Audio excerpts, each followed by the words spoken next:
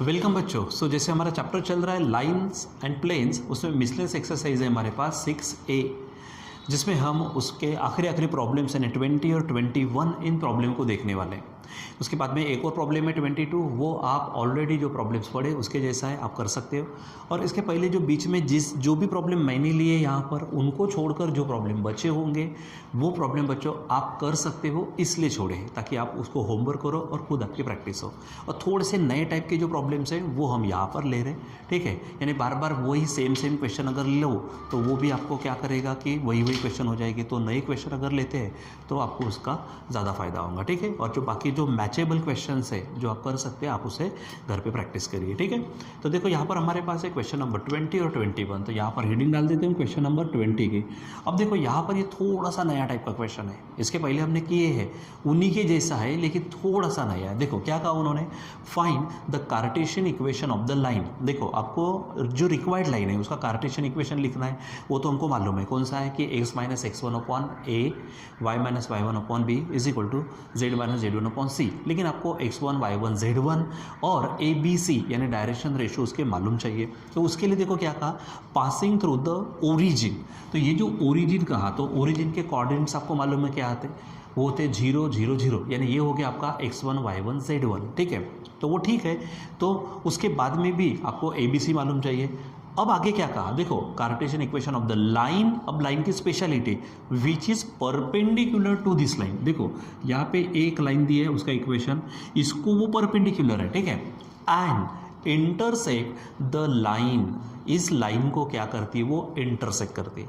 इसके पहले ऐसे दो अलग लाइन, देखो यानी दो गिवन लाइन है और एक रिक्वायर्ड लाइन है। इसके पहले क्या था, एक रिक्वायर्ड लाइन देते थे, ठीक है, अब पूछते थे, और एक गिवन लाइन, तो उसका रिलेशन देते थे। अब यहाँ पर दो लाइन दी है गिवन और एक रिक्वायर्ड लाइन, और रिक्वायर्ड लाइन का रिलेशन दोनों गिवन लाइन के साथ है। एक के साथ परपेंडिकुलर का है, यानी वो वहाँ पे उनके बीच में एंगल 90 का होगा। तो उनके डायरेक्शन रेशियो के प्रोडक्ट की सम 0 ले लेंगे हम, उससे आंसर मिलेगा कुछ। और कुछ पोर्शन जो है तो लाइन एक दूसरे को इंटरसेक्ट करती है। तो इंटरसेक्टिंग लाइंस के लिए भी हमने काम किया है कि उसका जो शॉर्टेस्ट डिस्टेंस होता है वो 0 होता है। यानी उसके लिए जो डिटर्मिनेंट वाली कंडीशन है कौन सी, x2 minus x1, y2 minus y1, z2 minus z1। Second row में क्या है, a1 b1 c1, और थर्ड में होता है a2 b2 c2। ये जो डिस्टेंस देता है हमको ये 0 होता है। तो ऐसे डबल हमको यहाँ पे क्या करना पड़ेगा, काम करना पड़ेगा, ठीक है। सो पहले जो लाइन है, रिक्वायर्ड लाइन कहाँ से पास हो रही है, ओरिजिन से। तो पहले हम ले लेते हैं, ठीक है। तो ओरिजिन के कोऑर्डिनेट्स बच्चों आपको मालूम होते हैं, ठीक है। तो ओरिजिन के कोऑर्डिनेट्स क्या होते हैं, 0 0 0। तो ये रिक्वायर्ड लाइन इस पॉइंट से जा रही है, तो इसको मैं कह लेता हूँ x1 y1 z1, ठीक है। ये हो गया हमारा रिक्वायर्ड लाइन, जिस पॉइंट से जा रही है वो पॉइंट, ठीक है। अब आगे क्या दिया उसने, दो गिवन लाइन है, ठीक है।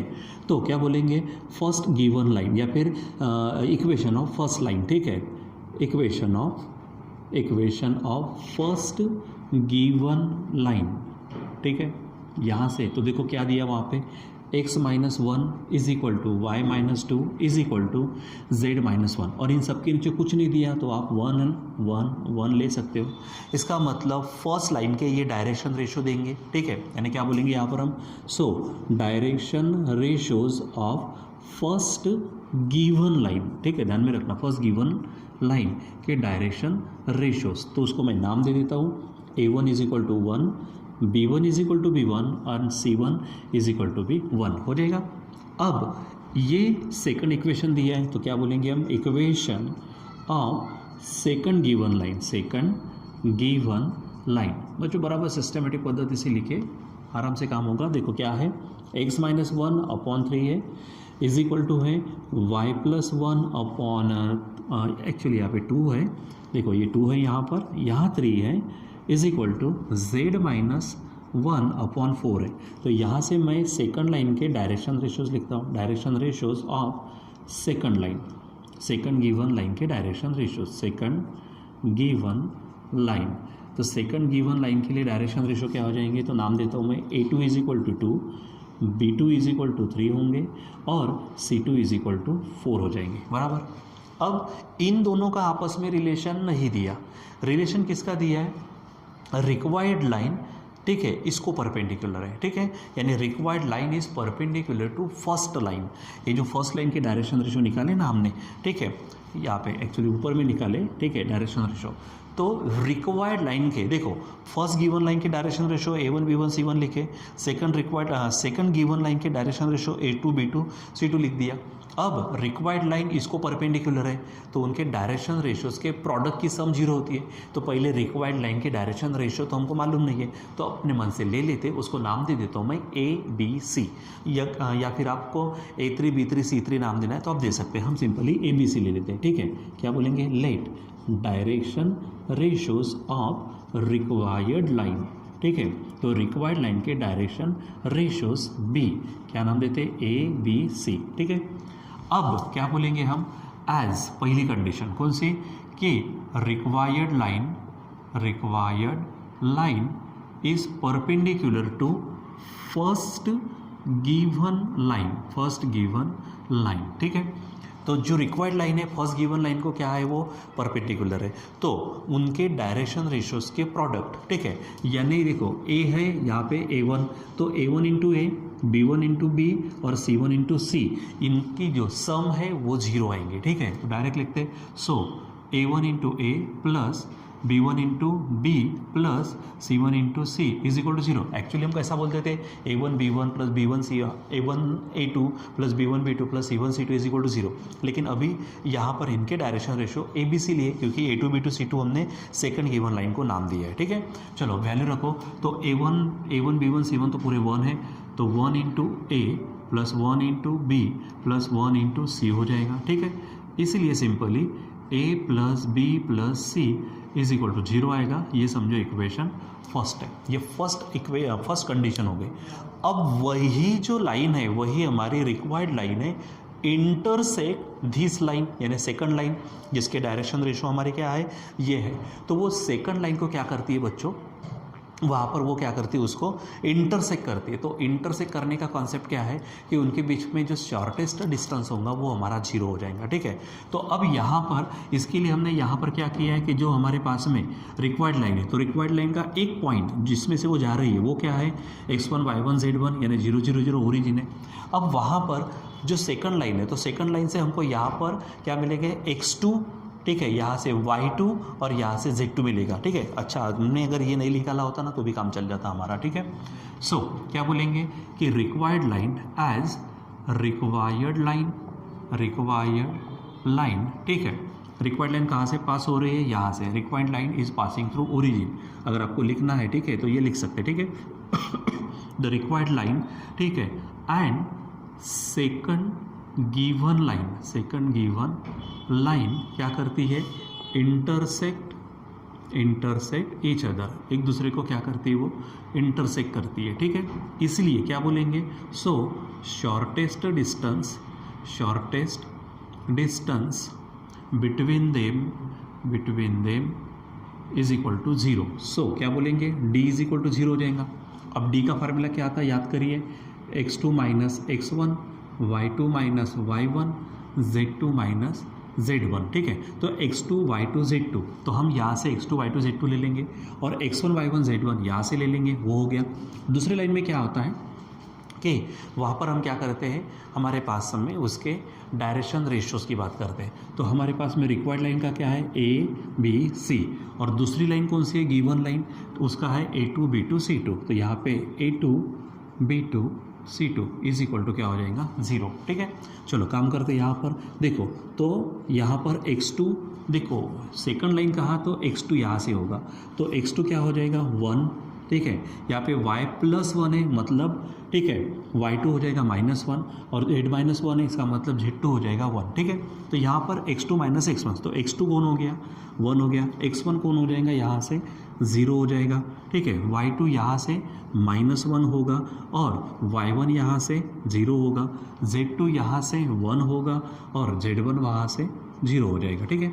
अब ABC ये नहीं मालूम है हमको, एज इट इज़ रखते हैं। A2 B2 C2, यहाँ से देखो 2 3 4, तो यहाँ से मिलेगा 2 3 और 4, ठीक है, इज इक्वल टू 0।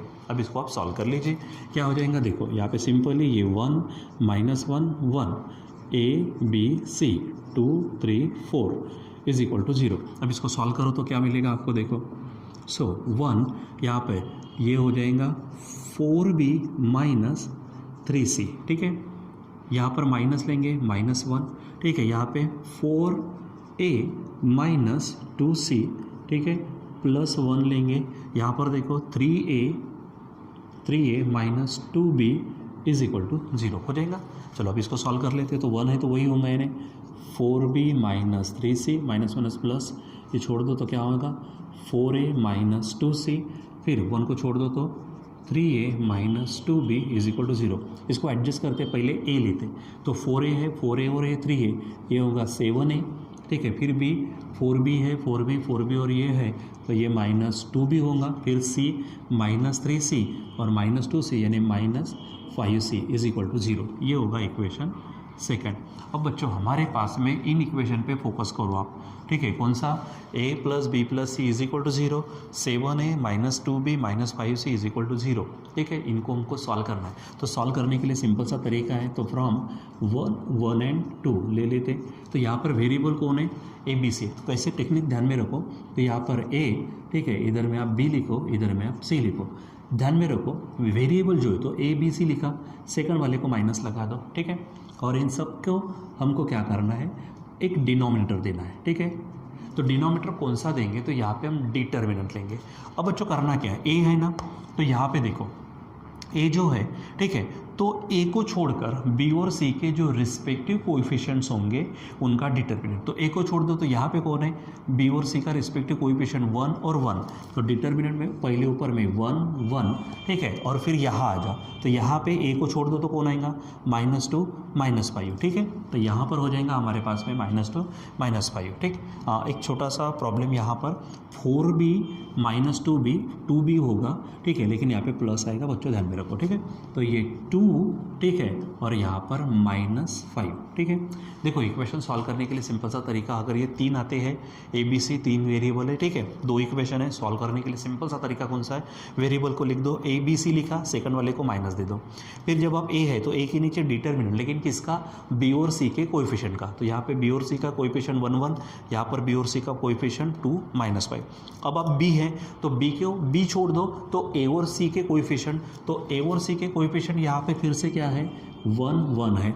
और इस इक्वेशन में आ जाओ तो b को छोड़ो तो 7 और -5, तो ये 7 और -5, ये सिंपल टेक्निक है। c है तो c को छोड़ दो, a और b के क्या होगी यहाँ पर 1 1, और यहाँ से c को छोड़ दो तो 7 और 2, तो 7 और 2 हो जाएंगे, ठीक है। अब इसको जो भी, तो इसके नीचे जो वैल्यू आएंगी वही हमारी ए बी सी की वैल्यूज रहेंगी, ठीक है।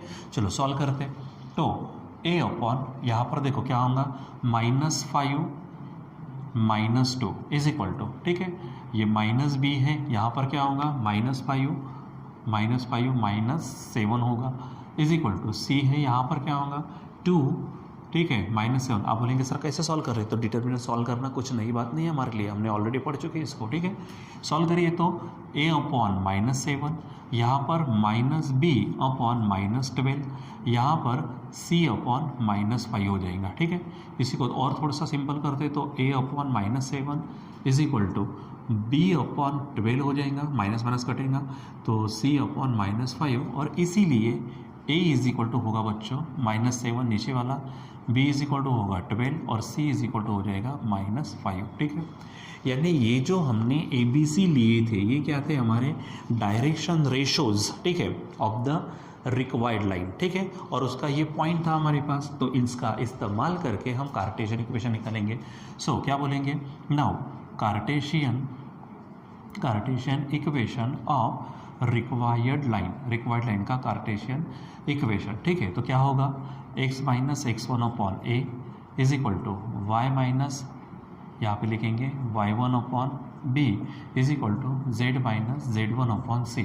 देखो यही पूछा था, यहाँ पे देखो Cartesian equation of the line यानी रिक्वायर्ड लाइन, वैल्यू रखो यहाँ पर, तो x माइनस x1, देखो x1 y1 z1 0 0 0 है, तो डायरेक्ट यहाँ पे 0, a है हमारे पास में कितना आया -7, यहाँ पर y माइनस 0 अपॉन b कितना आया है 12, और z माइनस 0 अपॉन c कितना आया है -5, और फाइनली लिखेंगे x upon -7 is equal to y upon 12 is equal to z upon -5। आप यहाँ पे साइन अगर चेंज करना चाहते हो तो आप x/7 is equal to y/-12 is equal to z/5 इस तरह से भी लिख सकते हैं, या तो ऊपर वाला या फिर नीचे वाला, दोनों में से कोई भी लिख सकते हैं। तो ये होगा हमारा equation of required line Cartesian form में। बच्चों होता क्या है कि सिंपली हमको जो कंडीशंस दी है उन कंडीशन का इस्तेमाल करके ही काम करना होता है, ठीक है। तो बराबर आप इसको समझेंगे, कोशिश करो। यहाँ पे स्पेशली जो इक्वेशन सॉल्व करने का जो तरीका है डिटर्मिनेंट से लेने वाला, वो आप बराबर ध्यान में रखो, ठीक है। चलो अब हमारा लास्ट क्वेश्चन है इसमें, क्वेश्चन नंबर 21, यानी हमारे यहाँ पर मिसलेनियस एक्सरसाइज भी कंप्लीट हो जाती है, ठीक है। देखो क्या कहा, right vector equation of the line. अब आपको वेक्टर इक्वेशन निकालना है।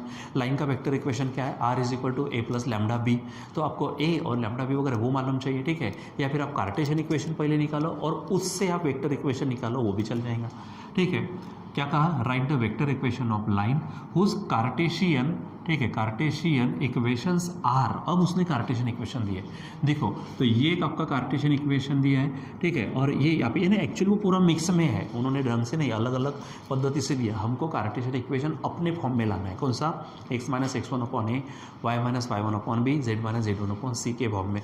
तो चलो देखो, given Cartesian equation of line, ठीक है, क्या बोलेंगे, कार्टेशियन इक्वेशंस ऑफ लाइन, ठीक है। तो क्या दिया है उन्होंने, तो देखो ये पहले नीचे वाला ले लेता मैं पहले, तो ये है 4x - 3z + 5 is equal to 0, और साथ में दिया है दूसरा क्या है, y इज इक्वल टू 2। भाई इस तरह से तो नहीं रहता, हम इसको एडजस्ट करते, चलो बताओ।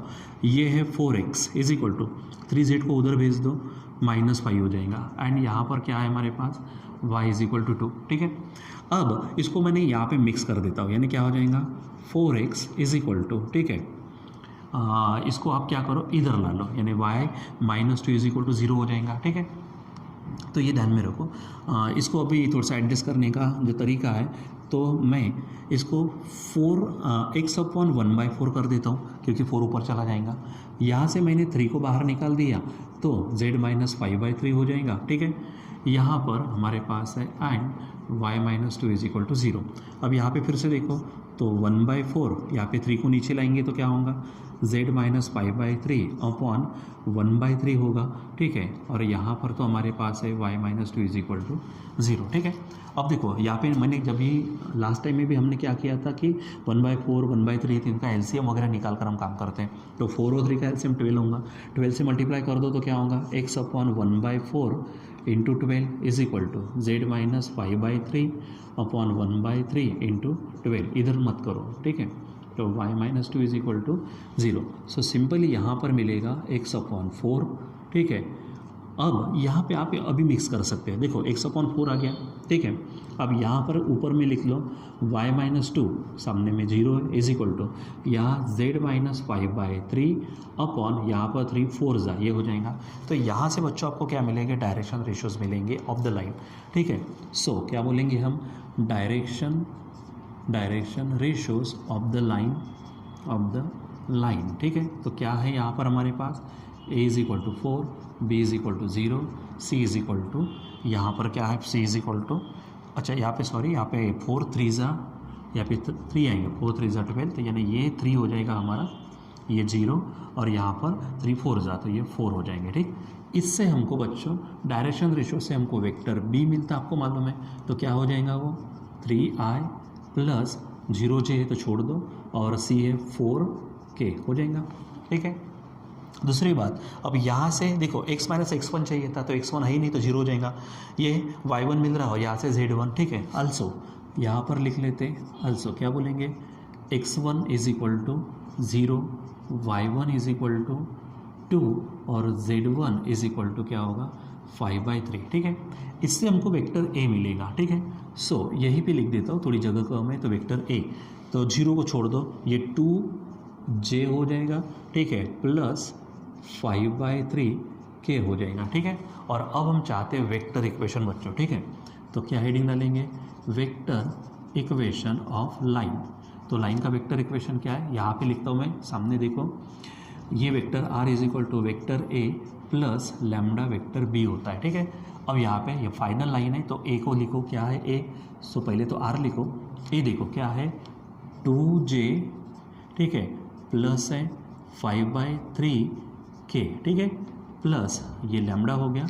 और अब यहाँ पे b लिखो, तो b क्या है बच्चों, यहाँ पर देखो 3i बहुत कंजस्टेड हो गया, ठीक है, फिर भी फोकस करो यहाँ पर 4k, थोड़ा सा झूम कर सकते, ठीक है। तो ये बन जाएगा आपका vector equation of the line, ठीक है, ये ब्रैकेट है, ध्यान में रखो।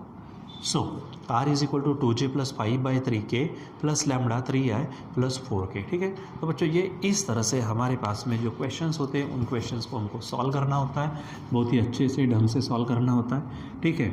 जो जो चीज़ें दी है उसको समझकर, जो पूछा है उसको ध्यान में रखकर अच्छी तरीके से फार्मूला इस्तेमाल करके हमको इसको सॉल्व करना होता है, ठीक है। सो अभी हम यहाँ पे रुक जाते हैं, बाकी हम कंटिन्यू करेंगे बाद में। Till then